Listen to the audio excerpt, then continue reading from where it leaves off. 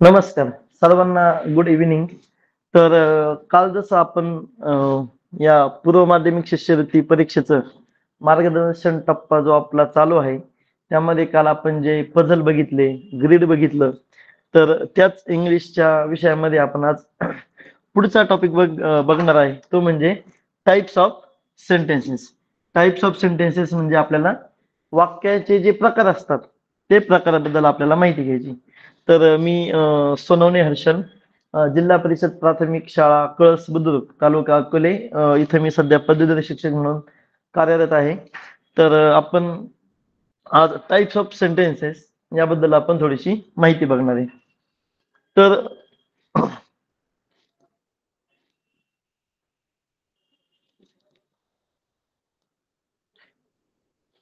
Types of sentences म्हणजे वाक्याचे जर आपण प्रकार पाहायला गेलो ना, तर जनरली आपल्याला ज्यावेळेस आपण चालता बोलता कुठेही बोलत असतो, एखाद्याला काही सांगत असतो, कुणाचं काही ऐकत असतो, आपल्याला जनरली 4 प्रकारचे म्हणजे खूप सारे आपण वाक्य ऐकत असतो, पण त्याचे आपण काही प्रकार पाडलेले आहेत की वाक्य कोणत्या पद्धतीचं कसं असतं. तर मग एक असर्टिव्ह सेंटेन्स असतं की ज्याला आपण विधानात्मक वाक्य असं म्हणतो. पुन्हा एक इंटरोगेटिव्ह सेंटेन्स म्हणतात, त्याला प्रश्नार्थक वाक्य म्हणतात. पुन्हा एक इम्पेरेटिव्ह सेंटेन्स म्हणजे आज्ञार्थी वाक्य, आणि एक पुढचं असतं एक्सक्लेमेटरी सेंटेन्स म्हणजे उद्गारवाचक चिन्ह. या चारही विषय आपण थोडीशी माहिती बघणार आहे. काल आपण जे पाहिलं होतं ग्रीड, पझल वगैरे, त्यासाठी तुम्हाला एक मी होमवर्क म्हणून दिला होता. तो होमवर्क तुम्ही पाहिला असेल आणि काल ते सोडवलं सुद्धा असेल अशी मला अपेक्षा आहे. काल तुम्हाला ज्या ज्या गोष्टी मी सांगितल्या होत्या त्या तुम्ही नोट डाऊन करून घेतल्या असतील. आज आपण ज्यावेळेस हे वाक्यांचे प्रकार बघणार आहोत, त्याचबरोबर आपण प्रश्नपत्रिकेचं विश्लेषण कसं करायचं, किंवा तुम्ही ज्या क्वेश्चन पेपर सोडवणार आहे त्याचं तुम्ही विश्लेषण कसं करायचं त्याचा आपण अभ्यास करणार आहे. तर मग शक्यतो मोठे मोठे 4 वाक्याचे आपण प्रकार पडतात, आपण ते पाहिले, आणि आपण थोडंसं आता प्रश्नपत्रिका विश्लेषणाकडे जाऊ. काल जसं आपण पाहिलं होतं ग्रीड, पझल याविषयी मी तुम्हाला 2017 पासून तर 2024 पर्यंत आतापर्यंतच्या जेवढ्या पण परीक्षा झाल्या त्या सर्व परीक्षांचं मी तुम्हाला विश्लेषण करून दिलं होतं. मग त्या विश्लेषणामधनं तुम्हाला काय आयडिया आली होती काय, की 17ला समजा एक क्वेश्चन होता, 2018ला 2 क्वेश्चन आहे, म्हणजे सरासरी जर आपण पाहिलं तर प्रत्येक वर्षी 2 क्वेश्चन पझल किंवा ग्रीड वरती होते. 2 क्वेश्चन म्हणजे 4 मार्क आहे, आणि 4 मार्क आपल्या म्हणजे जिथं कॉम्पिटिशन एवढी एकेका मार्कवर नसते तिथं 4 मार्क पडणे ही खूप मोठी उपलब्धी असते. तर मग आणि शक्यतो पुन्हा काल तेच सांगितलं होतं मी तुम्हाला आपल्याला ज्यावेळेस आपण एकदा परीक्षा देताना आपल्याला काय येतं हे महत्वाचं नाही, समोरच्या परीक्षकाला काय पाहिजे किंवा समोरच्याला काय अपेक्षित आहे हे त्यामध्ये जास्त महत्वाचं असतं. मग समजा आपल्याला शत्रूविरुद्ध जर लढायला जायचंय, तर मग लढायला जाताना आपण आपल्याला कडं काय साधन आहे हे आपण नाही ना बघणार, समोरच्या व्यक्तीकडे कुठलं साधन आहे त्याच्यापेक्षा आपल्याला ऍडव्हान्स कसं जाता येईल.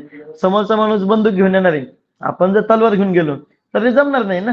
मग आपण त्याच्यापेक्षा काहीतरी ऍडव्हान्स जाता येते का, मग यासाठी काय करायचं असतं, पुढच्या सैन्याने याच्या पाठीमागच्या लढाया कशा लढलेल्या आहे हे आपण बघणार आहे. किंवा समजा क्रिकेटच्या मॅचचं उदाहरण घेतलं, तुम्हाला मी पाठीमागच्या वेळेस उदाहरण दिलं होतं.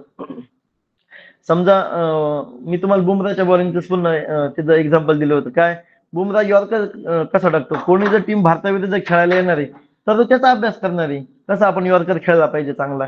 तर मग त्याच पद्धतीनं आपल्याला प्रश्नपत्रिकेचं विश्लेषण सगळ्यात महत्वाचं असतं, की जेणेकरून आपल्याला अभ्यास कोणत्या विषयाचा किंवा कोणत्या कोणत्या टॉपिकवरती अभ्यास करायचा हे जास्त चांगल्या पद्धतीने कळतं. मग आज आपण प्रश्नपत्रिका विश्लेषण करणार आहे, आणि हे विश्लेषण आहे तुमच्या समोर. मग हे विश्लेषण पाहिल्यानंतर तुम्हाला एक अंदाज आला असणार आहे. काय अंदाज आला असणार आहे, की जर मी हा टॉपिक जर चांगल्या पद्धतीने जर मी केला तर माझा 1 मार्क फिक्स आहे.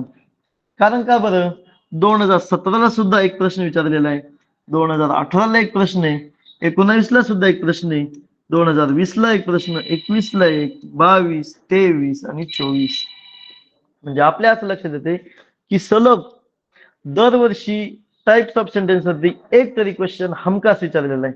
यातनं आता आपण काय शिकायचं, की 2025ला सुद्धा यावरती कमीत कमी एक क्वेश्चन असणार आहे.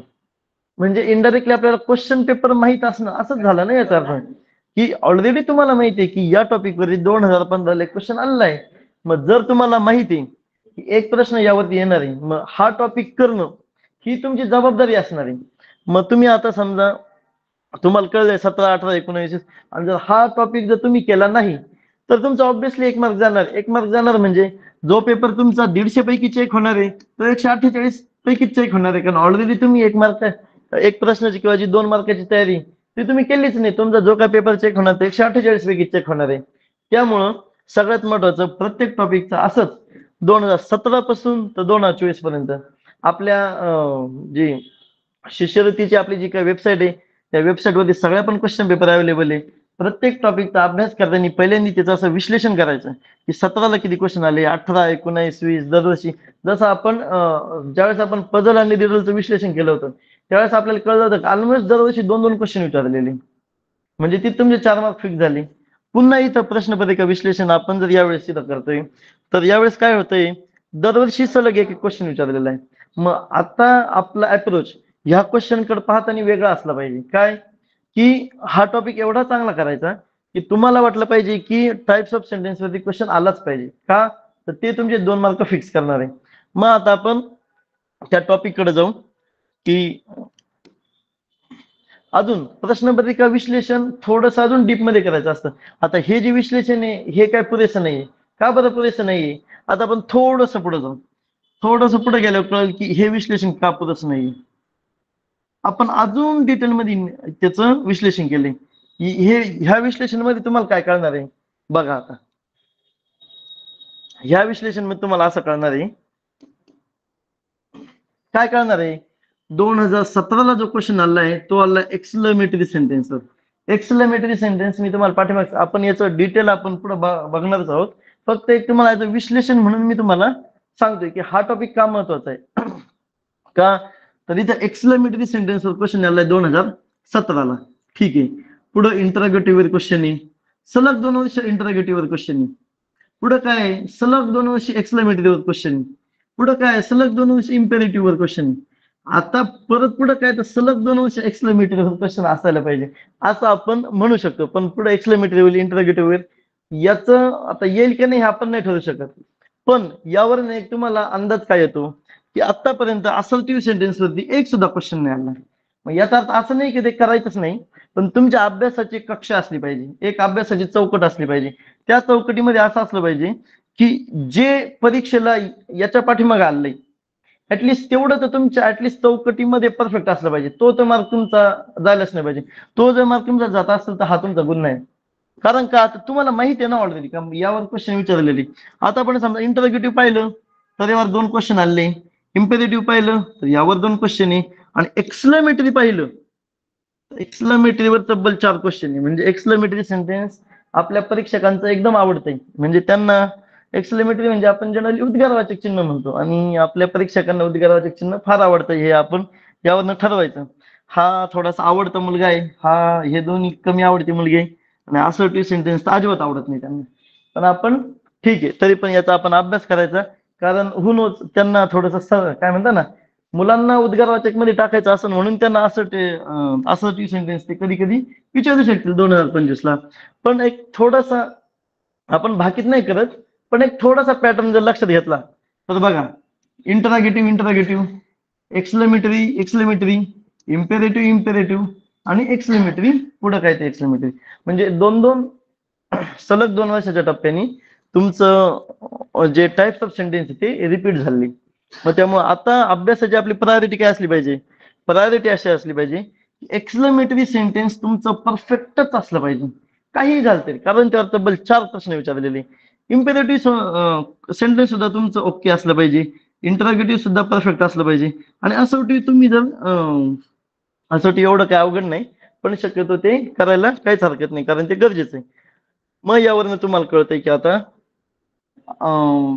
2017 एखाद्या 2016ला सुद्धा त्याची क्वेश्चन पेपर मला काही भेटली नाही, पण 2016ला सुद्धा एक्सक्लेमेटरी क्वेश्चन असणार, कारण आतापर्यंत बहुतेक एक्सक्लेमेटरीवरच क्वेश्चन खूप जास्त येण्याचे त्यांचा कल राहिलेला आहे.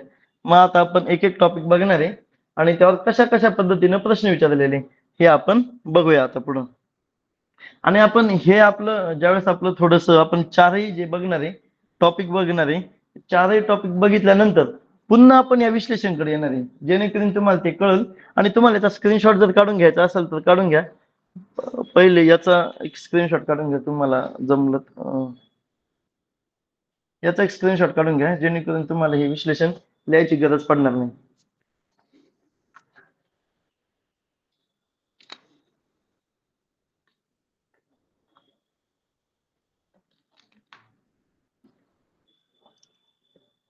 आणि याचा एक स्क्रीनशॉट काढून घ्या की जे प्रश्नपत्रिका विश्लेषण आहे.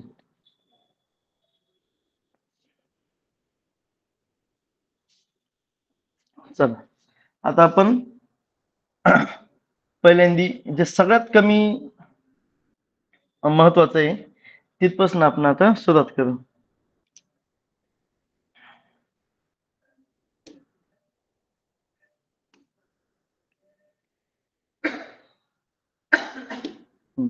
पहिले जे आपण टॉपिक बघणार आहे ते सगळ्यात कमी महत्वाचं आहे, असं ते आहे असर्टिव्ह सेंटेन्स. असर्टिव्ह सेंटेन्स म्हणजे विधानात्मक वाक्य. विधानात्मक म्हणजे काय, जे आपण कोणतेही नॉर्मल वाक्य बोलतो, कोणतेही नॉर्मल वाक्य म्हणजे काय, असं सेंटेन्स की ज्यात एकच स्टेटमेंट असतं आणि ज्याच्या शेवटी प्रश्नचिन्ह किंवा उद्गारवाचक चिन्ह नसते. प्रश्नचिन्ह कोणतं आहे, हे आपण प्रश्नचिन्ह म्हणतो, हे आपण उद्गारवाचक चिन्ह म्हणतो. हे चिन्ह ज्याच्या शेवटी नसतं आणि एक साधं वाक्य असतं. ते साधं वाक्य काय, समजा every morning I go to the gym, थोडक्यात मी रोज सकाळी जिमला जातो. हे नॉर्मल वाक्य, यामध्ये तुम्हाला काही प्रश्न नाही पडत, तुम्हाला काही असं उद्गार काय म्हणतात आश्चर्य नाही वाटत कुठल्या एखादं, किंवा तुम्ही कोणाला काही आदेश सुद्धा नाही करत, मी जिमला जातो एवढंच आहे. समजा काय, I am fond of playing cricket, म्हणजे मला क्रिकेट खेळायला आवडतं. तुम्हाला कबड्डी वाटत असेल, खो खो खेळायला आवडत असेल, पण ते काय नॉर्मल म्हणजे नॉर्मल स्टेटमेंट आहे, त्यामध्ये वेगळं तुम्हाला उद्गारवाचक होणार नाही. इथं प्रश्नचिन्ह दिसत नाही तुम्हाला, उद्गारवाचकचं चिन्ह दिसत नाहीये. हे पण काय झालं, एक नॉर्मल स्टेटमेंट. पुढं काय, I am feeling bored so I am going to home, मला कंटाळा आलाय म्हणून मी घरी जातोय. नॉर्मल वाक्य आहे, कुणाला काही उपदेश नाहीये, पुन्हा तेच उद्गार नाही केला, कुणाला काही प्रश्न सुद्धा नाही पडला, नॉर्मल वाक्य. मग असे काही वाक्य आहे की I like cooking, he is 56 years old. समजा तुम्ही प्रतिज्ञा म्हणता, India is my country, normal statement आहे. All Indians my brothers and sister, normal वाक्य आहे, बरोबर. म्हणजे कोणतंही जे वाक्य सरळ साधं विधान असतं, ज्यामध्ये कुठलेही कॉम्प्लिकेशन्स नसतात. म्हणजे काय की तिथं तुम्हाला आश्चर्य नाही वाटत आहे, तुम्ही कुणाला मी कायम 3 गोष्टींचा इथं उल्लेख करतोय. कोणतं, तुम्हाला आश्चर्य नाही वाटत आहे, तुम्ही कुणाला प्रश्न नाही विचारत आहे, आणि तुम्हाला कसलं तुम्ही कुणाला उपदेश किंवा आदेश नाही करत आहे किंवा विनंती नाही करत आहे. कारण का, तर हे जे 3 प्रकार आहे आपण पुढच्या म्हणजे याचे आपले प्रकार पाडलेले, मग हे आपण पुढे शिकणार आहे. पण मग इथं अजून काही आहे, my shoes are white, normal statement. पुन्हा माझे जे काही शूज आहेत ते पांढरे आहेत. He is my experience teacher, तो एक अनुभवी शिक्षक आहे. Suchitra is my new classmate, Suchitra ही माझी नवीन वर्गमैत्रीण आहे. There are hundreds of people in the cinema hall, चित्रपटगृहामध्ये शेकडो लोक आहेत.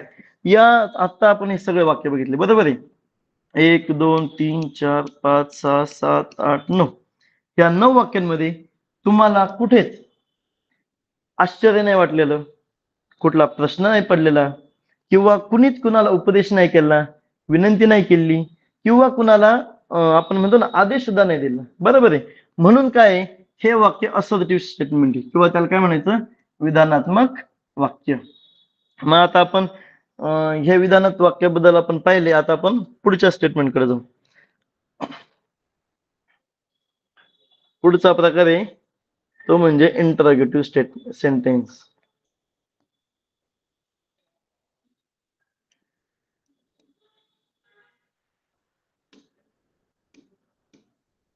इंटरॉगेटिव्ह, आता इंटरॉगेटिव्ह म्हणजे काय, जनरली ज्यावेळेस एखाद्या चोराला पकडतात आणि त्याला पोलीस घेऊन जातात ना, त्यावेळेस त्याचं इंटरोगेशन केलं जातं.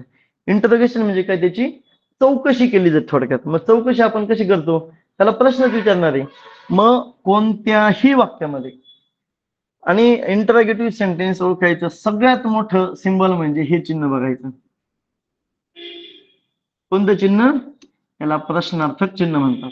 इंटरॉगेशन म्हणजे काय, आपण तिथं प्रश्न विचारलेला असतो, किंवा ज्यावेळेस तुम्हाला इंटरॉगेटिव्ह सेंटेन्स बघायचे तुम्हाला त्या वाक्याच्या शेवटी प्रश्नचिन्ह बघायचे. या प्रत्येक ठिकाणी तुम्हाला वाक्याच्या शेवटी प्रश्नचिन्ह दिसणार आहे. प्रत्येक ठिकाणी प्रश्नचिन्ह दिसणार आहे. याचा अर्थ काय? त्यांनी इथं काहीतरी चौकशी केलेली आहे, काहीतरी विचारणा केली आहे किंवा तिथं काहीतरी प्रश्न पडलेला आहे. मग आता प्रश्न काय पडला इथं? समजा व्हेअर इज माय बॅग, माझी पिशवी कुठे आहे? इथं प्रश्न विचारलेला आहे. आपण ज्यावेळेस पाठीमागे बघितलं होतं इथं असं सेंटेन्स पाहिलं, इथं आपल्याला कुठल्याही वाक्याला प्रश्न पडला का? आय लाईक कुकिंग, मला स्वयंपाक आवडतो, बरोबर आहे. किंवा इथं काही प्रश्न पडण्याचं कारण आहे का? नाही. आणि या वाक्याच्या शेवटी प्रत्येक ठिकाणी काय आलेलं आहे? फुल स्टॉप आलेला आहे. वाक्य तिथल्या तिथं संपलेलं आहे. शक्यतो वाक्याच्या शेवटी केवळ एक काय असतो? पूर्ण विराम असतो. आणि या ठिकाणी आपण आता ज्यावेळेस वरती चेक करणार आहे इंटरोगेटिव्ह सेंटेन्स, यामध्ये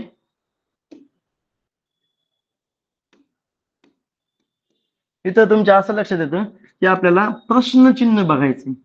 प्रश्नचिन्ह म्हणजे तुम्हाला इथं प्रश्न पडणार आहे, तुम्हाला प्रश्न विचारायचा आहे का प्रश्न ठक तिथं चिन्ह दिलेलं आहे. कोणतं चिन्ह दिलंय बघा आता, व्हेअर इज माय बॅग, माझी पिशवी कुठं आहे? शेवटी प्रश्नचिन्ह आलंय. इथं सुद्धा याचं आपण मराठी दिले म्हणजे इथं प्रश्नचिन्ह. पुढचं काय? What kind of music do you like, किंवा तुला कुठल्या प्रकार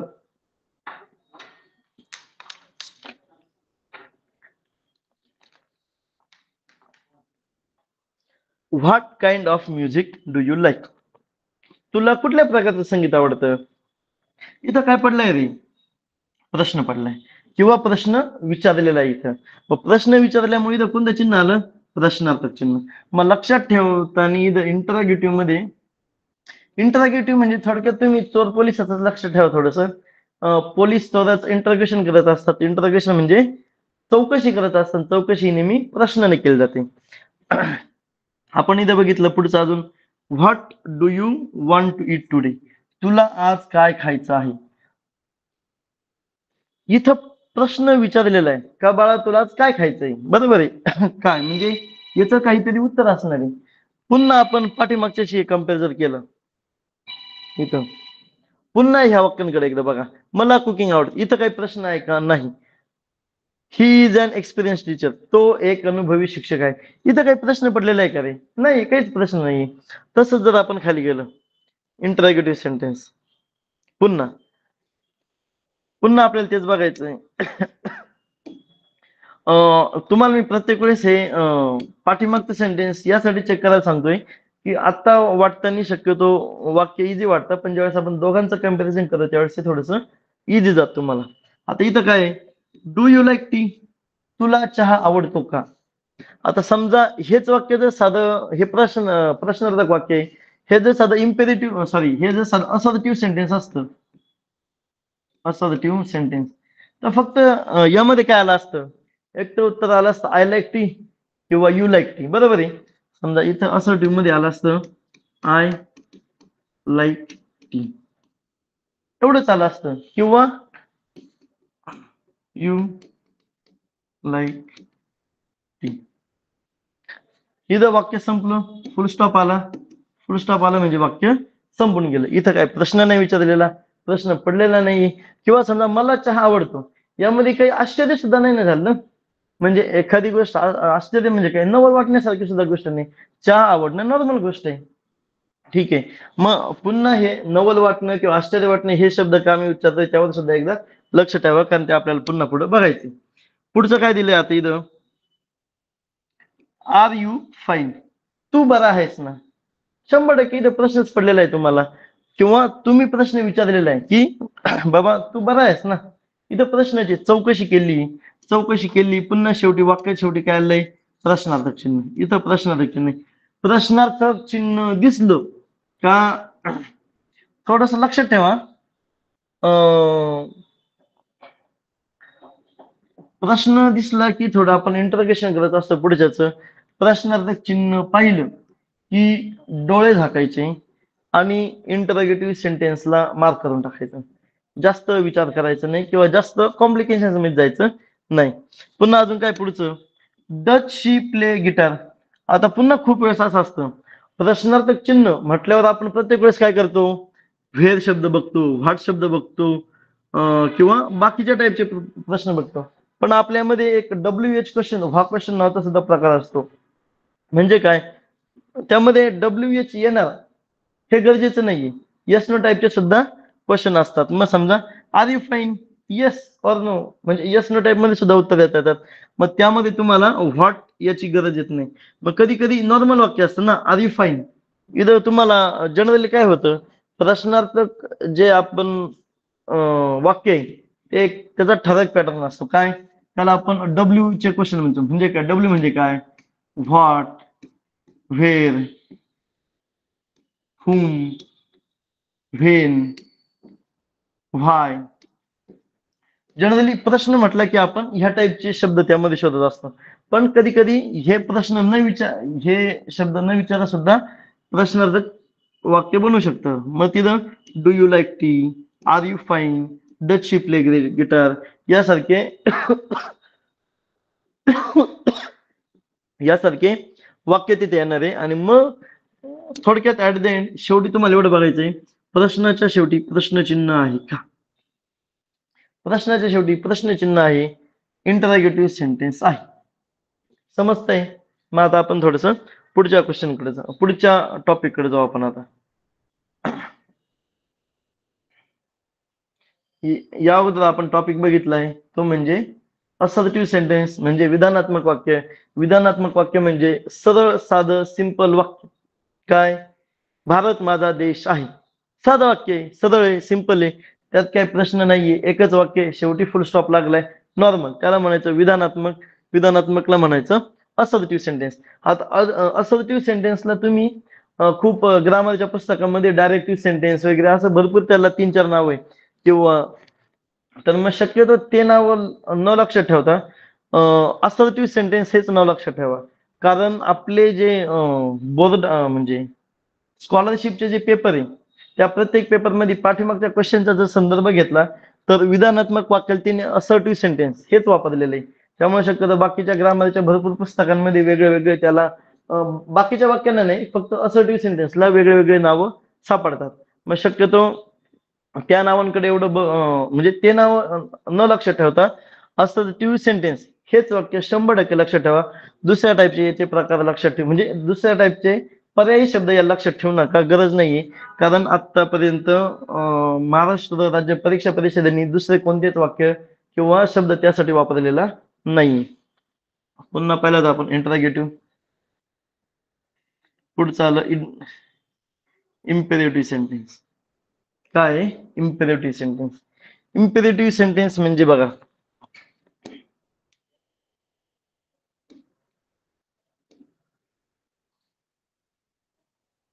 इम्पेरेटिव्ह सेंटेन्स म्हणजे आज्ञार्थी वाक्य. मग काय, इम्पेरेटिव्ह सेंटेन्स ही आज्ञा किंवा सूचना किंवा ताकीद किंवा विनंती. म्हणजे काय, आपण एखाद्याला आदेश केलाय, एखाद्याला विनंती केली आहे, किंवा एखाद्याला आपण सूचना, किंवा म्हणजे समजा समजा जो राजा आहे तो त्या समजा राजाच्या खाली समजा एखादा शिपाई आहे सेनापती, त्याला तो आदेश देणार आहे ना, तो आदेश झाला. तर समजा तुमचा एखादा मित्र आहे, त्याच्याकडनं तुम्हाला पेन घ्यायचा आहे, तुम्ही त्याला विनंती करणार आहे की प्लीज मला एक पेन दे, प्लीज मला एक शार्पनर दे. तिथं मग शक्यतो त्यावेळेस तुम्हाला क्लिक झाला पाहिजे का मी ज्यावेळेस प्लीज वापरतोय किंवा एखाद्याला आदेश करतोय तर तुम्ही इम्पेरेटिव्ह सेंटेन्स त्याला म्हणणार. इम्पेरेटिव्ह सेंटेन्स म्हणजे आज्ञार्थी वाक्य. पुन्हा काय आहे, त्या ठिकाणी आज्ञा दिलेली, आज्ञा म्हणजे आपण त्याला ऑर्डर म्हणतो, ऑर्डर. सूचना म्हणजे त्याला काइंड ऑफ तेच, सूचना म्हणजे एखाद्या समजा डॉक्टर आहे, डॉक्टर जनरली डॉक्टर आपल्याला म्हणतात की तुम्ही समजा आजारी पडले, डॉक्टर तुम्हाला म्हणणार आहे तेलकट खाऊ नका, थोडक्यात तळलेलं तेलकट खाऊ नका, जड अन्न पदार्थ खाऊ नका. मग डॉक्टर काय तुम्हाला आज्ञा देत नाही, ते सूचना करत असतात. आणि विच इज की थोडस आज्ञा बट एक सॉफ्टर टोन मध्ये किंवा थोडस मृदू भाषेमध्ये आपण त्याला सूचना म्हणत असतो. ताकीद, शक्यतो कधी कधी तुमचे शिक्षक तुम्हाला ताकीद देतात की जर उद्या याचा अभ्यास नाही लिहून आणला तर तुम्हाला शिक्षा देऊ, किंवा तुम्हाला 2 वेळेस लिहायला लावू, 4 वेळेस लिहायला लावू. एक ताकीद असते, म्हणजे थोडस काय म्हणतो ना, एखादी गोष्ट करण्यापूर्वीची थोडीशी पूर्व सूचना. पुन्हा विनंती, विनंती म्हणजे आपण मित्राला करतो, कुणी पण तुमचं साधं तुम्ही कधी कधी आईला विनंती करता, आई आज ही भाजी बनव, आज ती भाजी बनव, साधी ती विनंती असते. मग आणि अजून एक, ज्यावेळेस आपण हे सगळे इम्पेरेटिव्ह म्हणजे टाइप्स ऑफ सेंटेन्सेस ज्यावेळेस आपण शिकतोय, शक्यतो हे नाही लक्षात ठेवा. लक्षात ठेवताना काय करायचं, ज्यावेळेस तुम्ही एकमेकाशी बोलताय मित्रांसोबत बोलताय, आपण स्वतः दुसऱ्याला काहीतरी बोलतोय, शक्यतो आहे ना प्रत्येक वेळेस काय करायचं, तुम्ही एखादं वाक्य बोलले की मनामध्ये हे 4 पर्याय आणायचे. आता 3च झाले पर्याय, पुढचं आपण एक वाक्याचा प्रकार शिकणार आहे. आणि ते वाक्य ह्या 4 पर्यायांपैकी कोणत्या वाक्यात बसतं. समजा तुम्ही संध्याकाळी समजा मधल्या डब्याच्या सुट्टीमध्ये जेवायला तुम्ही बसले, सगळे तुम्ही 5-6 जण असे बसलेले आहेत. तुम्ही तुमच्या मित्राला म्हटले, अरे आज हा पण समजा आज काय म्हणतो ना, दर्शन सुद्धा आज जेवायला आला आहे. हे जर एक वाक्य बोलला तर त्याच्या मनात लगेच क्लिक व्हायला पाहिजे, अरे हे वाक्य दर्शन आज जेवायला आला नॉर्मल वाक्य आहे, यामध्ये आश्चर्य नाही, काही प्रश्न नाही विचारलेला, साधं वाक्य आहे. म्हटलं हे कुठलं वाक्य असायला पाहिजे, असर्टिव्ह सेंटेन्स झालं. कुठलं झालं, असर्टिव्ह सेंटेन्स. मग समजा दुसऱ्या एका मित्रांनी समजा त्या अजून एक मित्र तुमचा आयुष नावाचा, त्याला म्हणे की ए प्लीज मला तुझ्या डब्यातली चपाती देतो का. चपाती देतो काय म्हणजे काय केलंय, प्लीज म्हटलंय म्हणजे इथं काय केली त्यांनी, विनंती केली. मग डोक्यात लगेच काय आलं पाहिजे, इम्पेरेटिव्ह सेंटेन्स. मग समजा आयुष त्याला म्हटला, काय रे तू डबा नाही आणला का. तो डबा नाही आणला का म्हणजे काय, इथं काय झालंय आता, त्यांनी काय विचारलेलं आहे, प्रश्न विचारलाय. म्हणजे हे वाक्य कोणतं झालं, इंटरोगेटिव्ह सेंटेन्स झालंय. म्हणजे याचा विशेष असा सेपरेट अभ्यास करायची गरज नाही. तुम्ही साधं जेवायला जरी बसले, जेवायला बसले बसले तुमच्यामध्ये जे काही संभाषण होणार आहे, त्या संभाषणामधून तुम्हाला त्या संभाषणामधनं तुम्हाला म्हणजे ह्या छोट्या छोट्या गोष्टी समजायला मदत होणार आहे. मग आता आपण यातले की कोणते कोणते वाक्य दिले ते बघू आपण.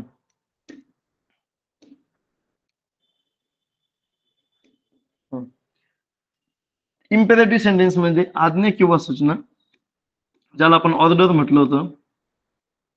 पुढे काय, ताकीद आणि म्हणजे आणि विनंती. विनंती म्हणजे रिक्वेस्ट. रिक्वेस्ट. मग आता बघा, turn left at the round about म्हणजे पुढील जो चौक आहे त्या चौकातून डावीकडे वळा, ही सूचना दिली. आता समजा जे रस्त्यावरचे जे दिशादर्शक फलक असतात ते सूचनासाठी असतात ना, आपल्याला सूचना देण्यासाठी की कोणत्या दिशेला वळायचंय, कुठे वळायचंय. स्टॉप टाकिंग, तुम्हाला वर्गामध्ये तुमची फार बडबड चालली, तुमचे शिक्षक तुम्हाला म्हटले गप्पा बसा, ते नॉर्मल वाक्य नाही बोलत आहे किंवा त्यांना आश्चर्य पण नाही वाटत आहे. म्हणजे थोडक्यात भारत माझा देश आहे हे एक नॉर्मल वाक्य, ते तुम्हाला काही उपदेश नाही केला. पण स्टॉप टॉकिंग म्हणजे बोलायचं थांबा, ही तुम्हाला एक ताकीद सूचना दिली ना. मग ज्यावेळेस असं सेंटेन्स असतं जनरली, तर त्या ठिकाणी तुम्हाला म्हणजे आज्ञार्थी वाक्य होऊन जातं. पुढं काय, don't talk to me like that म्हणजे माझ्याशी असं बोलू नकोस. तुमचं तुमच्या मित्राशी भांडण झालं, तुम्ही त्याला काय ते चिडवलं, तो तुम्हाला म्हटला माझ्याशी असं बोलू नकोस. आणि हे वाक्य साधं वाक्य नाहीये, त्याला तुम्हाला काहीतरी सूचना द्यायची, काहीतरी ताकीद द्यायची, बरोबर आहे. मग त्या ठिकाणी तो तुम्हाला म्हणणार आहे माझ्याशी असं बोलू नकोस. पुन्हा please get me a glass of water. Please म्हणजे काय केली, इथं विनंती केली. तुम्ही तुमची बहीण आहे, समजा आई आहे, आईला म्हटले आई प्लीज मला पाणी आण ग. इथं तुम्ही काय केली, आईला एक विनंती केली की मला पाणी दे. आणि मग हे वाक्य कशामध्ये येतं, आज्ञार्थी, की ज्याला आपण इम्पेरेटिव्ह सेंटेन्स असं म्हणतो. पुढं काय, कॅच दिस. तुम्ही क्रिकेट खेळताय 7-8 जण, बॉल चेंडू असा वरती उडाला, चेंडू तुमच्याकडे नाही येते पण तुमच्या मित्राकडे जातोय आणि तुम्हाला माहिती आहे याला काही कॅच चांगला घेता येत नाही, तुम्ही मोठ्याने ओरडणार कॅच दिस. म्हणजे तुम्ही त्याला काय म्हटलं, एक प्रकारची आज्ञा म्हणा, सूचना म्हणा, किंवा बाबा कधी कधी विनंती केली का बाबा कॅच, तो कॅच आहे, तो कॅच एकदाचा पकड. तिथं हे काय साधा असर्टिव्ह सेंटेन्स नाही, इथं काय म्हणता ना, एक्सक्लेमेटरी पण नाही, उद्गारवाचक पण नाहीये. मग तुम्ही त्या मित्राला विनंती केली असेल किंवा सूचना केली असेल की बाबा तो काय जो कॅच आहे तो कॅच पकड. मग हे वाक्य काय झालं, आज्ञार्थी झालं, म्हणजे काहीतरी आज्ञा दिली. मग आज्ञेचे प्रकार आहे सूचना देण्यासाठी, ताकीद देण्यासाठी किंवा विनंती, हे शब्द लक्षात ठेवायचे. पुढं काय, please join us for lunch म्हणजे समजा कधी कधी आपल्या सूचना केली जाते की सगळ्यांनी जेवायला माझ्यासोबत या वगैरे, ही एक सूचना असते. पुन्हा तुम्ही जर क्लासला जात असाल किंवा कुठं काय ठिकाणी जात असाल, की तुम्ही एखादा संगीताचा क्लास आहे, डान्सचा क्लास आहे, तिथे जात असाल, तिथं ते म्हणता की सोमवारपर्यंत तुमची फी भरू ना. ते तुम्हाला थोडक्यात सूचना पण देत आहे. त्यामध्ये आश्चर्य वाटण्यासारखं काही कारण नाही किंवा ते साधं पण वाक्य नाहीये. ते काय तुम्हाला सूचना केली. मग त्या ठिकाणी तुम्हाला शक्यतो कन्फ्युजन कशामध्ये होतं, यामध्ये सगळ्यात जास्त ते म्हणजे कन्फ्युजन होतं इम्पेरेटिव्ह सेंटेन्सचं. कारण यामध्ये सिंपल वाक्य आहे, जे आपण यामध्ये बघितलं होतं, जे आपण असर्टिव्ह सेंटेन्स मध्ये बघितलं होतं. केवळ एक साधा वाक्य असतं आणि काय असतो, पूर्णविराम असतो. इथं पण सेम तेच आहे. एक साधं वाक्य आहे आणि साध्या वाक्यानंतर काय आहे? पूर्णविराम आहे. ज्यावेळेस जनरली तुम्हाला ज्यावेळेस हे ऑप्शन असणार आहेत ना, शक्यतो तुम्हाला इंटरोगेटिव्ह आणि एक्सक्लेमेटिव्ह हे तुम्हाला वाक्य पाहिल्या पाहिल्या लगेच ओळखता येणार आहे. तुमचं कन्फ्युजन फक्त होणार आहे ते म्हणजे इम्पेरेटिव्ह मध्ये आणि असर्टिव्ह मध्ये. साधं वाक्य बघायचं. इथं तुम्ही काही सूचना केली का? समजा he is an experience teacher, तो एक अनुभवी शिक्षक आहे. ठीक आहे. तिथं काही सूचना केली का? नाही. कुणाला काही ताकीद दिली का? नाही. मग तुमचं कन्फ्युजन या दोघांमध्येच होणार आहे. मग तुम्हाला हे ज्यावेळेस दोन वाक्य ज्यावेळेस पडताळून बघायचे, त्यावेळेस तुम्हाला पाहायचंय हे काय थोडक्यात पे युअर फीज बाय मंडे. मग सोमवारपर्यंत फी भरून टाका. सरळ सूचना दिली. तसं पुन्हा पुन्हा मी यावर फोकस यासाठी करतोय, खूप मुलांचं कन्फ्युजन इथंच होतं आणि इथंच मार्क जातात. त्यामुळे ह्या गोष्टी थोडस जास्त लक्ष द्या. काय ही आज्ञा किंवा सूचना, ताकीद किंवा विनंती, ह्या तीन गोष्टी ज्यावेळेस एक सरळ साधं वाक्य असेल त्यामध्ये चेक करायचं. कारण इंटरॉगेटिव्ह मध्ये तुम्हाला हा प्रश्न पडणार नाही. इंटरॉगेटिव्ह मध्ये तुम्हाला साधं त्यामध्ये एक प्रश्न मार्क म्हणजे क्वेश्चन मार्क किंवा प्रश्नार्थक जे चिन्ह आहे तेवढं चेक करायचं. फक्त तेवढं चेक केलं, डोळे झाकून इंटरॉगेटिव्ह सेंटेन्सला मार्क करायचं, काहीच प्रॉब्लेम नाही. पण इथं काय होणार आहे, ज्यावेळेस आपण इम्पेरेटिव्ह आणि ज्यावेळेस आपण असर्टिव्ह सेंटेन्स बघणार आहे, दोन्ही वाक्य सारखेच असतात. सरळ वाक्य असतं आणि शेवटी सरळ असं वाक्य असतं आणि शेवटी असतो फुल टॉप, फुल स्टॉप. दोन्ही पण वाक्यांचं सेमच आहे. फक्त मग तुम्हाला इम्पेरेटिव्ह सेंटेन्स त्यापेक्षा वेगळं कसं असणार आहे, तर तिथं आज्ञा किंवा सूचना असते, ताकीद असते आणि विनंती करण्यासाठी वापरली जाते. एवढ्या तीन गोष्टी लक्षात ठेवायच्या. ते वाक्य चेक करायच्या, तीनही पातळीवर ते वाक्य चेक करायचं. समजा आज्ञा किंवा सूचना, ताकीद किंवा विनंती. चला आपण चेक करू बरं हे वाक्य. There are hundreds of people in the cinema hall. इथं काही आज्ञा केली का? नाही. सूचना केली का? नाही. ताकीद दिली का? नाही. विनंती केली का? नाही. Suchitra is my new classmate. Suchitra माझी नवीन वर्गमैत्रीण आहे. काही सूचना केली का? नाही. ताकीद दिली? नाही. विनंती केली? नाही. म्हणजे हे जे वाक्य ज्यावेळेस एक सरळ वाक्य असणार, शेवटी फुल स्टॉप असतात, ते वाक्य शक्यतो या तीन प्रश्नांनी चेक करायचं. आणि जर ते तीन प्रश्नांमध्ये बसत नसल तर ते वाक्य असणारे असर्टिव्ह स्टेटमेंट्स किंवा विधानात्मक वाक्य. आणि ज्यावेळेस तुम्ही ह्या तीन पॅरामीटर मध्ये बसणारे सूचना, ताकीद किंवा विनंती, तर सरळ ते वाक्य असतं इम्पेरेटिव्ह किंवा ज्याला आपण आज्ञार्थी वाक्य असं म्हणतो. मग आतापर्यंत तुम्हाला हे आपण तीन वाक्यांचे प्रकार बघितले, ते समजले असतील. याचा एक स्क्रीनशॉट काढून घ्या जेणेकरून तुम्हाला हे थोडस सोपं जाईल.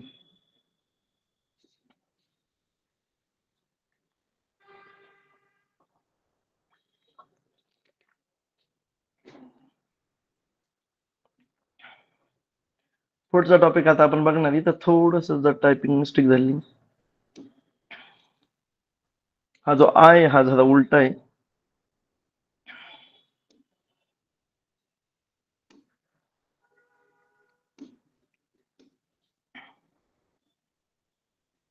एक्सक्लेमेशन मार्क असते असं उलट असतं.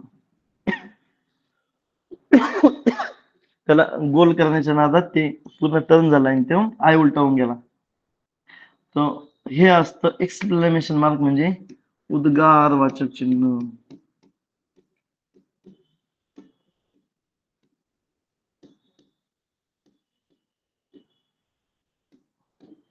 उद्गारवाचक चिन्ह साधं सरळ आहे. साधं सरळ आहे.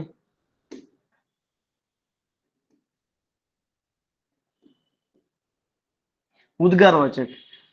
एक्सक्लेमेटरी सेंटेन्स म्हणजे उद्गारवाचक वाक्य म्हणजे काय?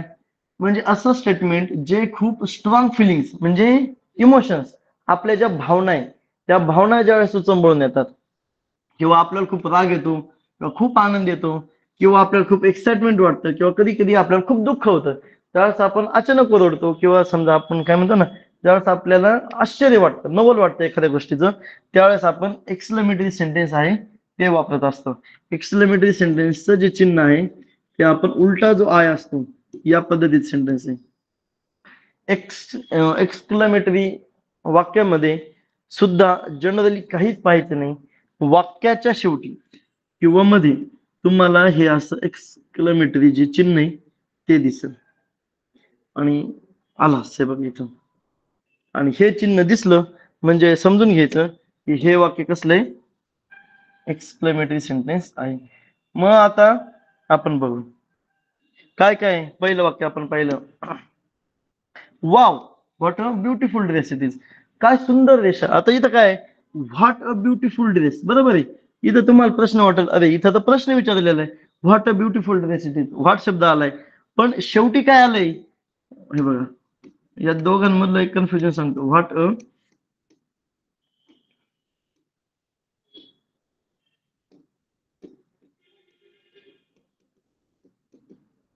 A beautiful dress it is म्हणजे किती सुंदर ड्रेस आहे, आणि त्याच्या शेवटी चिन्ह काय दिलंय, उद्गारवाचक चिन्ह दिले. उद्गारवाचक चिन्ह दिसलं काय, हे व्हॉट वगैरे काहीच बघायचं नाही, ते वाक्य सरळ एक्सक्लेमेटरी सेंटेन्स म्हणून लिहून टाकायचं. कारण त्या ठिकाणी तो ड्रेस पाहून तुम्हाला आश्चर्य झालंय की किती सुंदर ड्रेस आहे हा, किती सुंदर तो काय म्हणतो ना ड्रेस आहे किंवा ते कपडा आहे म्हणतो आपण. मग तिथं काय झालंय, आश्चर्य झालंय. पुढं काय, दॅट्स अ ग्रेट न्यूज, ही खूप मस्त बातमी. एखादी तुम्ही बातमी ऐका, समजा तुमच्या मित्राला चांगले मार्क पडले, 150 पैकी 140 मार्क पडले, वा इट्स अ ग्रेट न्यूज, छान. आणि आश्चर्य पण वाटलंय, म्हणून त्याच्या पुढे काय आलंय, एक्सक्लेमेटरी मार्क आलंय. पुढं काय, अलास. अलास शक्यतो तुम्हाला माहित नसेल, पण अलास हे जनरली एखाद्या कुणाचं निधन झालं, मृत्यू झालं, तर त्यावेळेस अलास असं शक्यतो इंग्लिश मध्ये म्हटलं जातं. अलास म्हणजे काय, अरे रे, जे आपण मराठीमध्ये म्हणतो ना, अरे रे खूप वाईट झालं किंवा अरे रे रे त्याचं निधन झालं, तर अलास म्हणजे जनरली अरे रे असतं किंवा खूप वाईट झालं, तो ऍक्सिडेंट मध्ये म्हणजे त्याचं निधन झालं, डायड इन ऍक्सिडेंट. पुढं काय, कधी कधी अचानक पाऊस सुरू झाला, ओ नो इट्स रेनिंग, अरे देवा म्हणजे अरे खूप पाऊस पडतोय. बरोबर आहे, पाऊस अचानक पडायला लागला, तुम्हाला आश्चर्य वाटलं, आणि शेवटी तुम्ही चिन्ह बघितलं की उद्गारवाचक चिन्ह आहे. उद्गारवाचक चिन्ह पाहिलं, काहीच पाहायचं नाही, सरळ सरळ डायरेक्ट तिथं उद्गारवाचक चिन्ह, उद्गारवाचक वाक्य असं लिहून टाकायचं, एवढं सोपं आहे. मग माझ्या माहितीप्रमाणे आपण आता चारही सेंटेन्स बघितले, आणि त्याचं आपण पुन्हा एकदा विश्लेषण करतो. मग आता आपण इथं एकदा बघू आपण आता त्याचा थोडक्यात मी तुम्हाला याची एक समरी देतो. आता समरी अशी त्याची, असर्टिव्ह सेंटेन्स आहे, आतापर्यंत एकदा सुद्धा विचारलेलं नाही, पण ते वाक्य ओळखायचं कसं, एक शक्यतो सेंटेन्स असतं आणि सेंटेन्सच्या शेवटी फुल स्टॉप असतो. त्या सेंटेन्स मध्ये काहीच प्रश्न विचारलेला नसतो, आदेश नसतो, रिक्वेस्ट नसते, बरोबर आहे. इंटरॅगेटिव्ह मध्ये काय असतं, एक सेंटेन्स असतं, त्या सेंटेन्सच्या पुढे असतो क्वेश्चन मार्क, बरोबर आहे. इम्पेरेटिव्ह मध्ये काय आहे, माझं सेंटेन्स असणार आहे, सेंटेन्सच्या पुढं फुल स्टॉप असणार आहे, पण ह्या सेंटेन्सला तुम्हाला 3 प्रश्न विचारायचे. काय म्हणजे प्रश्न विचारायचे म्हणजे काय, यातनं ह्या 3 गोष्टी निष्पन्न होतात का, काय, एक म्हणजे आदेश, दुसरं काय म्हणतो आपण, विनंती किंवा सूचना.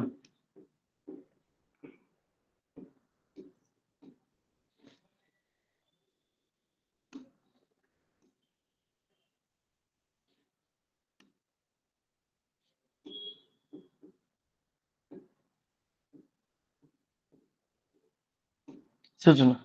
ह्या सेंटेन्सच्या पुढे सुद्धा फुल स्टॉप आहे, फक्त आपल्याला ह्या 3 गोष्टी त्याच्या पुढे चेक करायच्या आहे की या 3 गोष्टीमध्ये ते वाक्य येतं का. आणि एक्सक्लेमेटरी म्हणजे काय, तुमचं सेंटेन्स असणार आहे आणि सेंटेन्सच्या पुढं असं उद्गारवाचक चिन्ह दिसणार आहे. मग याचा एकदा एक स्क्रीनशॉट काढून घ्या. एवढं जरी तुम्ही चांगलं योग्य पद्धतीनं लक्षात ठेवलं, पाठ केलं, काय तुमची जी काय अभ्यासाची पद्धत असेल, तरी सुद्धा तुमचा हा संपूर्ण टॉपिक झाला. या एका स्लाइड वरती ऑलमोस्ट तुम्हाला ज्यावेळेस रिव्हिजनला तुम्ही जाल परीक्षेच्या शेवटच्या टप्प्यामध्ये 5 मिनिटात याकडे पाहिलं की तुम्हाला अंदाज येऊन जाईल की कोणतं वाक्य कसं ओळखायचं. पुन्हा एकदा रिवाइज करून सांगतो. असर्टिव्ह सेंटेन्स म्हणजे साधं वाक्य असतं, एक वाक्य पुढं फुल स्टॉप. इंटरॉगेटिव्ह सेंटेन्स म्हणजे एक वाक्य त्याच्या पुढं प्रश्नचिन्ह. इम्पेरेटिव्ह म्हणजे काय, सेंटेन्सच फुल स्टॉप, पण त्याला 3 पॅरामीटर मध्ये चेक करायचं. तो आदेश दिलाय का, विनंती केली का, किंवा काही सूचना दिलेली का. एक्सक्लेमेटरी मध्ये सेंटेन्स मध्ये तुम्हाला आश्चर्य वाटणार आहे, नवल वाटणार आहे, दुःख होणार आहे, तुम्हाला किंवा मज्जा वाटणार आहे, किंवा थोडक्यात तुमच्या ज्या इमोशन्स आहेत त्या त्यामध्ये इन्व्हॉल्व असणार आहे. तुम्ही कोणतंही उद्गारवाचक चिन्ह बघा, त्यामध्ये तुमच्या इमोशन आहे, ज्या तुमच्या भावना आहे त्या तिथं दिसून येतात. आणि मग शेवटी त्या वाक्याच्या शेवटी उद्गारवाचक हे चिन्ह दिसणार आहे. हे जर दिसलं तर ते सेंटेन्स झालं एक्सक्लेमेटरी. हे यावरनं आय थिंक पूर्ण जी गोष्ट आहे ती आपण एक समराइज करतोय आणि ते तुम्हाला कळून पण येईल की त्यामध्ये कसं दिसतंय ते. मग याचा एक स्क्रीनशॉट घेऊन झाला असेल. मग पुन्हा अजून एक तुम्हाला एक यात अंदाज येतो. अंदाज असा येतो की बघा, सगळ्यात जास्त आवडतं जे म्हणतो ना वाक्य, ते आतापर्यंत परीक्षकांचं ठरलेलं आहे एक्सक्लेमेटरी सेंटेन्सच आहे. म्हणजे थोडक्यात आपल्या परीक्षकांना सुद्धा मुलांच्या ज्या भावना आहे तो पेपर चालू असताना त्या भावना त्यामध्ये इन्व्हॉल्व करायच्या आहे. आणि कारण म्हणूनच तब्बल 4 प्रश्न विचारलेले आतापर्यंत. 8 वेळेस परीक्षा झाली, म्हणजे 8 क्वेश्चन पेपर आपल्याकडे सध्या उपलब्ध आहे. 8 पैकी 4 वेळेस त्यांना मुलांच्या भावना त्यामध्ये इन्व्हॉल्व करायच्या आहे. काहीच हरकत नाही, सगळ्यात सोपं, फक्त उद्गाराचे चिन्ह पाहायचे, बस 2 मार्क खिशात घालून न्यायचे. फक्त या गोष्टी लक्षात ठेवा. इंटरॉगेटिव्हला फक्त प्रश्न बघायचा आहे, प्रश्नचिन्ह, आणि इम्पेरेटिव्हला एक सेंटेन्स आहे त्याच्या पुढे फुल स्टॉप आहे. फक्त त्याला 3 प्रश्न विचारायचे. विनंती केली का बाबा, एखादी आज्ञा दिली का, किंवा काही सूचना केलेल्या आहे का. या 3 गोष्टी बघायच्या. इम्पेरेटिव्ह मारून टाकायचं. किंवा मग यावेळेस आतापर्यंत कधीच असर्टिव्ह वरती क्वेश्चन नाही विचारला. असर्टिव्ह वरती काय म्हणतो ना, यावर्षी प्रश्न विचारून अजून त्यांना काहीतरी धक्का द्यायचा असेल, जरी धक्का दिला तरी आपण त्यासाठी तयार आहोत. आता आपण पाहू आतापर्यंत परीक्षकांनी आपल्याला कसं कसं खेळवलेलं आहे एकदा बघू आपण. ओके चलो, 2024 साली प्रश्न विचारलेला आहे, चूज द करेक्ट एक्सप्रेशन.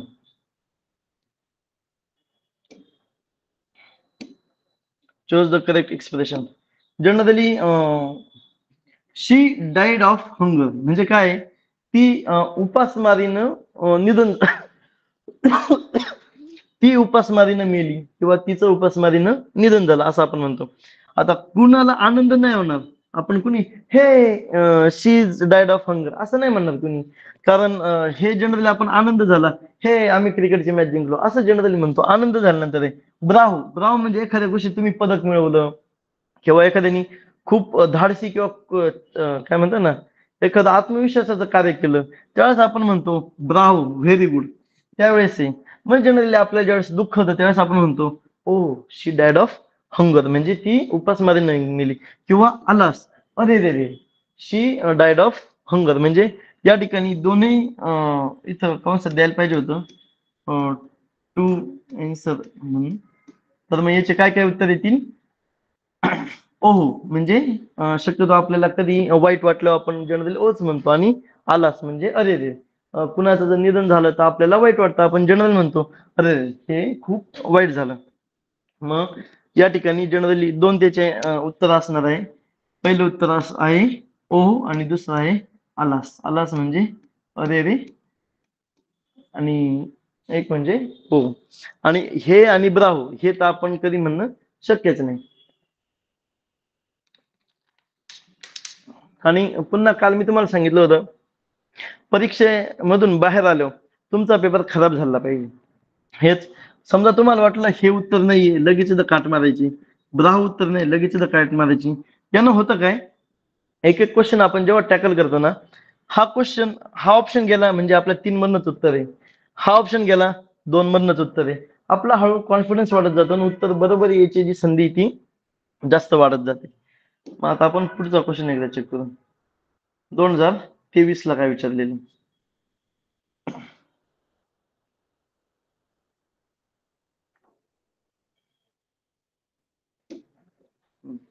2023 चा क्वेश्चन कशामध्ये बघू आपण. Read the sentence and recognize its type by choosing the correct option. आता आपण आहे ना डायरेक्ट प्रश्नावरून सुद्धा आपल्याला उत्तराकडे जाता येणार आहे. पण आपण just for sake of change आपण थोडंसं उलट जाऊ. उलट म्हणजे काय, आपण उत्तराकडून प्रश्नाकडे जाऊ. म्हणजे आपण ऑप्शन एक एक एलिमिनेट करू. म्हणजे तुम्ही जर वाक्य वाचलं तुम्हाला लगेच त्याचं उत्तर सापडतंय, पण मला एक तुम्हाला आहे ना प्रश्न सोडवण्याचा पॉईंट ऑफ व्ह्यू द्यायचा आहे किंवा ऑप्शन कसे इलिमिनेट करत चालायचे हे थोडासा पॉईंट द्यायचा. म्हणून आपण उत्तराकडनं प्रश्नाकडे जाऊ यावेळेस. काय बघायचं आपल्याला, इंटरॉगेटिव्ह सेंटेन्स पहिल्या तुमच्या डोक्यामध्ये काय आलं पाहिजे, प्रश्नचिन्ह. प्रश्नचिन्ह दिसतंय का, नाही, म्हणजे ऑप्शन 3 कॅन्सल झाला. एक्सक्लेमेटरी सेंटेन्स आपण काय वापरतो, ज्यावेळेस तुम्हाला आश्चर्य वाटतंय, एखादं उद्गारवाचक चिन्ह आहे, उद्गाराचक इंटरॉगेटिव्हला आपण असा प्रश्न बघणार आहे, एक्सक्लेमेटरी सेंटेन्सला आपण असं उद्गारवाचक चिन्ह बघणार. हे दोन्ही दिसतंय का, नाही, म्हणजे ऑप्शन 1 पण गेला, ऑप्शन 3 पण गेला. आता तुमच्याकडं 2च उत्तर राहिली. आपण ज्यावेळेस कोण बनेगा करोडपती त्या बघतो त्यावेळेस 4 ऑप्शन असतात. 50-50 ची आपण लाईफ लाईन घेतो. 2 जे चुकीचे पर्याय ते जातात, शेवटचे 2च पर्याय राहतात. 2 पैकी आपल्याला एक निवडायचा असतो. आपली उत्तर बरोबर येण्याची थोडीशी प्रोबॅबिलिटी वाढून जाते. आता इम्पेरेटिव्ह आणि असर्टिव्ह या दोन्हींमध्ये आपल्याला पाहायचंय. इम्पेरेटिव्ह सेंटेन्स म्हणजे काय असतं, कुठलं तरी एक सेंटेन्स आहे आणि ते सेंटेन्सच्या पुढे काय फुल स्टॉप आहे, बरोबर आहे, आणि त्यामध्ये आपल्याला काय चेक करायचंय, तिथं काही सूचना दिलेली आहे का, काही विनंती केली आहे का, किंवा काही आदेश दिलेला आहे का.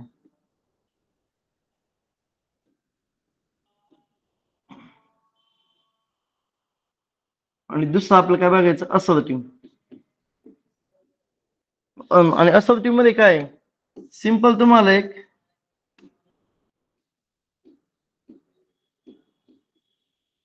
सेंटेन्स असणार आहे आणि सेंटेन्सच्या शेवटी एक फुल स्टॉप असणार आहे. बरोबर वाक्याचे हे आपलं इम्पेरेटिव्ह वालं आहे आणि हे असर्टिव्ह वालं आहे.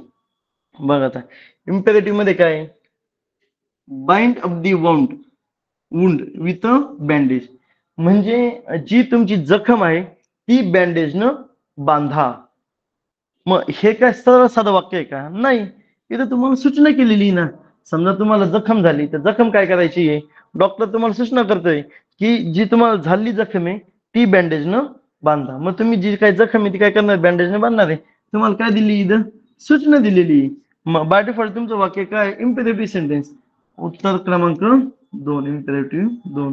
कारण असर्टिव्ह सेंटेन्स नसणारच ना, कारण इथं तुम्हाला सरळ साधं वाक्य आहे का नाही, तिथं तुम्हाला सूचना दिली. त्यामुळे हे थोडस लक्षात ठेवायचं. मग असर्टिव्ह सेंटेन्स तुम झालं का, हे नाही. मग शेवटचा पर्याय करायला इम्पेरेटिव्ह सेंटेन्स. म्हणून थोडस ऑप्शन इलिमिनेशनच्या पद्धतीने सुद्धा तुम्हाला जाता आलं पाहिजे.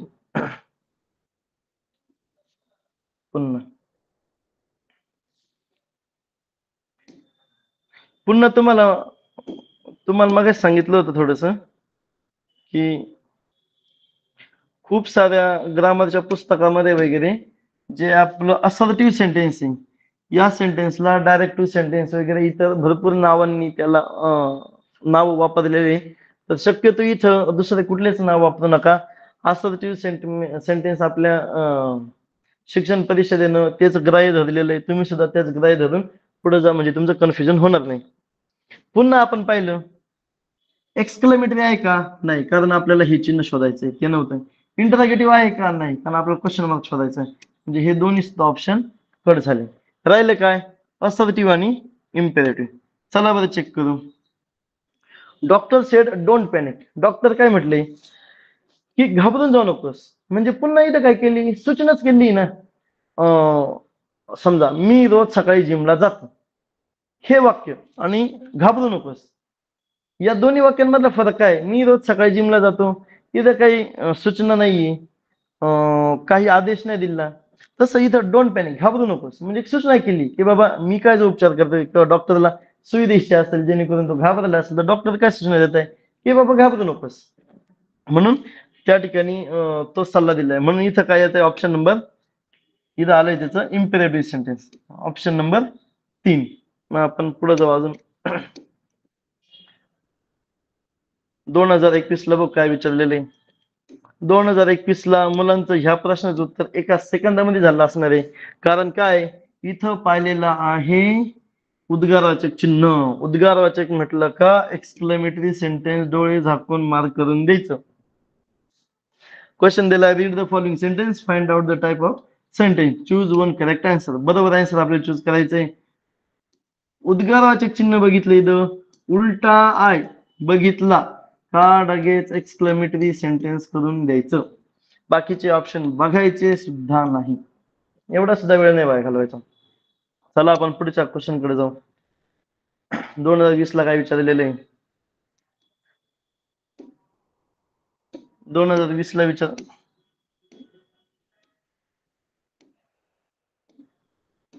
2020 ला विचारलेलं आहे, choose one correct alternative from two for exclamatory sentence. Exclamatory sentence म्हणजे काय? आपल्याला उद्गारवाचक चिन्ह बनवायचंय. आता what horrible dream it is, म्हणजे कसलं भयानक स्वप्न पडलं मला. आय थिंक पहिलेच उत्तर असणार आहे, कारण it is a horrible dream हे म्हणजे काय ना, it is a horrible dream म्हणजे हे वाईट स्वप्न किंवा हे भयानक स्वप्न आहे, हे साधं वाक्य झालं. किंवा what a dream horrible it is, म्हणजे हे वाक्य सुद्धा आपलं एस प्लस व्ही प्लस ओच्या यात बसत नाही. What it is a horrible dream हे सुद्धा वाक्य कुठल्याच तत्वात बसत नाही, जरी शेवटी उद्गाराचे चिन्ह आहे, पण बाकीची तीनही वाक्य काय वाटतंय? चुकीचेच वाटतंय. What horrible dream it is, काय भयानक स्वप्न पडले ते. आणि वाक्य पाहिल्या पाहिल्याच शक्यतो तुम्हाला याचा अंदाज पण येऊन जाईल आणि उत्तर पण काढता येईल. 2019 ला काय विचारलेलं आहे? Find the odd statement out, choose one alternative. एक आपल्याला ऑप्शन शोधायचं आहे. चला पाहिल्या लगेच दिसलं, लगेच आय थिंक 2 सेकंदात उत्तर आलं याचं. शेवटी इथं प्रश्नचिन्ह नाही. माझ्या मते हा क्वेश्चन थोडासा तुम्ही इंग्रजीच्या पॉइंट ऑफ व्ह्यू न बघता बुद्धिमत्तेच्या पॉइंट ऑफ व्ह्यू जरी पाहिला असतं तरी सुद्धा तुमचं उत्तर आलं असतं. ह्या वाक्याच्या शेवटी प्रश्नचिन्ह आहे, ह्या वाक्याच्या शेवटी प्रश्नचिन्ह आहे, ह्या वाक्याच्या शेवटी प्रश्नचिन्ह आहे, एकाच वाक्याच्या शेवटी उद्गारवाचक चिन्ह आहे, आणि तुम्हाला गटात नाही बसणारा शब्द ओळखायचा आहे. म्हणजे पहिलीचा मुलगा सुद्धा याचं उत्तर सांगून देईल का वेगळं यामधलं काय असणार आहे. वेगळं उत्तर काय असणार आहे? व्हॉट हार्ड लक, म्हणजे किती काय म्हणतो ना, खराब नशीब आहे असं थोडक्यात म्हणतो आपण. किती कठोर नशीब आहे त्याचं. मग इथं काय झालं? उद्गारवाचक चिन्ह आलं. म्हणून काय झालं? बाकीचे झाले इंटरोगेटिव्ह आणि हे झालं होतं एक्सक्लेमेटरी, म्हणून हे झालं इतरांपेक्षा वेगळं. 2018चा क्वेश्चन बघतोय आपण. 2018 ला काय झालंय आता? क्वेश्चन काय विचारलेलं आहे? Read the dialogue, find out the number of interrogative sentence. Interrogative sentence म्हणजे आपण काय बघत असतो? प्रश्नचिन्ह. आणि त्यांनी काय विचारलेलं आहे? किती प्रश्न किंवा किती प्रश्नार्थक वाक्य यामध्ये आहे. सरळ लॉजिक आहे, फक्त काय मोजायचे आपल्याला? प्रश्नचिन्ह किती दिले ते जनरल मोजायचंय. हॅलो, हाऊ आर यू पहिला झाला आपला. इथं कुठं प्रश्नचिन्ह आहे का? नाही. इथं प्रश्नचिन्ह आहे का? When are you coming my home. दुसरं प्रश्नचिन्ह झालं, दुसरं झालं प्रोबेबली नेक्स्ट वीक झालं. 1 आणि 2, 2 आपल्याला प्रश्नार्थक सापडले. आपल्याला इंटरोगेटिव्ह सापडायचं. इंटरोगेटिव्ह म्हणजे प्रश्नचिन्ह असतं. ऑप्शन नंबर 2 आहे, म्हणजे ऑप्शन म्हणजे 2 आहे आणि तो आहे ऑप्शन नंबर 1. या ठिकाणी प्रश्न सोपा आहे, पण या ठिकाणी तुमची जी घाई म्हणतो किंवा धांदलपणा म्हणतो तो नडू शकतो. कारण जनरली काय आपलं उत्तर म्हणून आलेले 1 आणि 2, खूप मुलं काय करतील, 2 उत्तर आलं लगेच गोळे करायला जातील आणि तिथं 2 याच्यामध्ये गोल करतील. आपल्याला ते नाही बघायचं. त्यांनी बघा पर्याय सुद्धा देताना किती काळजीपूर्वक आणि वेगळे वेगळे दिले.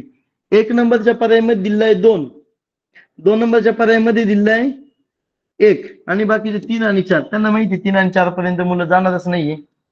पण मग ऑप्शन नंबर पटकन ते 2 पाहिला असता आणि 2लाच त्यांनी इथं मार्क करून दिला असता. पण इथं एक गोष्ट तुम्हाला पुन्हा तीच लक्षात ठेवायची, आपल्याकडे किती आले 1 आणि 2. मग 2 नंबर यामध्ये शोधायचा आहे. 2 नंबर कुठे आहे? इथे आहे. मग ऑप्शन नंबर 1 असं त्याचं उत्तर आहे.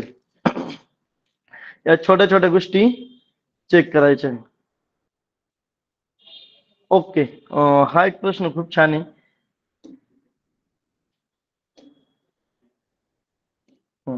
काय? Chose the correct option which doesn't match the situation.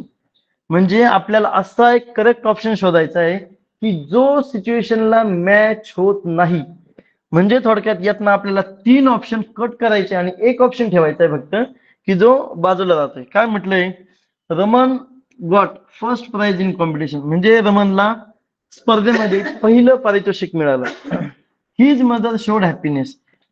त्याच्या आईला आनंद झाला आणि तिने आनंद दाखवला. आनंद काय?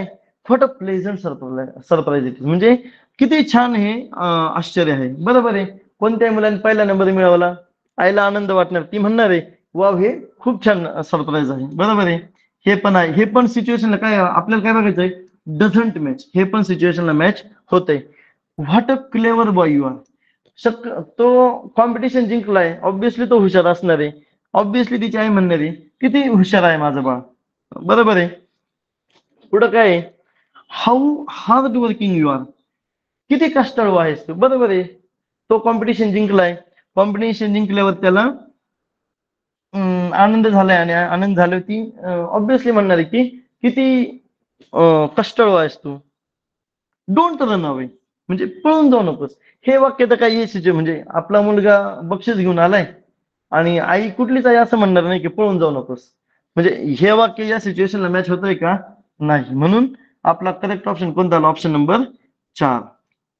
तर अशा पद्धतीनं आपले सगळे 2017 पासूनच तर 2024 पर्यंत कोणते कोणते क्वेश्चन आले हे सुद्धा आपण सगळे पाहिले. पुन्हा आपण त्याचं अनालिसिस सुद्धा बघितलेलं आहे की कसे कसे कोणत्या कोणत्या वर्षी काय काय क्वेश्चन विचारलेले आहे. आणि मग यावरून आपल्याला अंदाज येतो की आपण एक्सक्लेमेटरी सेंटेन्स सगळ्यात महत्वाचे केले पाहिजे, इम्पेरेटिव्ह केले पाहिजे, इंटरोगेटिव्ह केले पाहिजे आणि असर्टिव्ह नाही म्हणून करायला काय हरकत नाही. आणि मग अशा पद्धतीनं आपला आजचा पण टॉपिक टाइप्स ऑफ सेंटेन्सेस आपण बघितलेला आहे. आणि होप सो तुम्ही चांगला या परीक्षेचा अभ्यास कराल, चांगलं तुम्ही यश मिळवाल. अशी अभ्यासासाठी तुम्हाला सर्वांना शुभेच्छा. आणि आजचं आपण जे सेशन आहे ते इथंच संपू. सर्वांना परीक्षेसाठी बेस्ट लक. धन्यवाद. Good night.